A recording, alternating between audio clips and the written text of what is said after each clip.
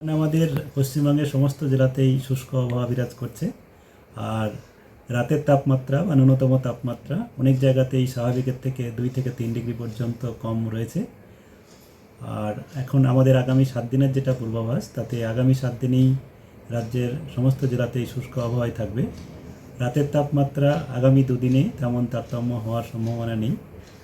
কিছুটা সামান্য মিক্সড ওয়েতে বাড়তে পারে, আবার কিছু কয়েক জায়গাতে একটু কম হতে পারে। তবে 2 দিন পরে যেটা আমাদের সিজনাল, এই সময়ে বাড়ে, সেইভাবেই ধীরে ধীরে 2-3 ডিগ্রি বাড়ার সম্ভাবনা রয়েছে 2 দিনের পর থেকে।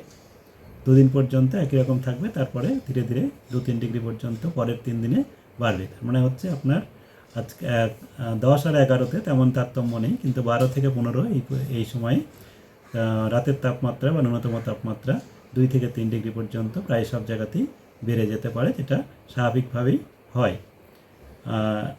তার ফলে আমাদের স্বাভাবিকে চলে আসবে এই সময় যেটা স্বাভাবিক থাকে রাতের তাপমাত্রা।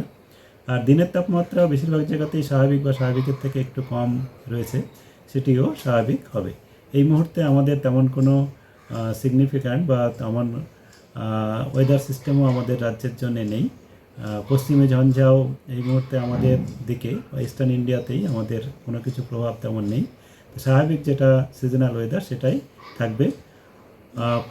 কুয়াশার যেটা বলা হয়েছে, ঘন কুয়াশার কোনো সতর্কতা নেই, তবে হালকা থেকে মাঝারি কুয়াশা উত্তরবঙ্গের জেলাগুলোতে 1-2 জায়গা করে হতে পারে। মূলত দার্জিলিং, জলপাইগুড়ি, কোচবিহার এই 3টে জেলাতে বেশি সম্ভাবনা।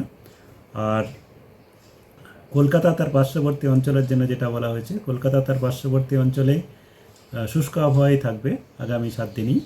আর কলকাতাতে সর্বনিম্ন তাপমাত্রা আজকে আমাদের সকালে 15.8 ছিল, যেটা স্বাভাবিকের থেকে 1 ডিগ্রি কম।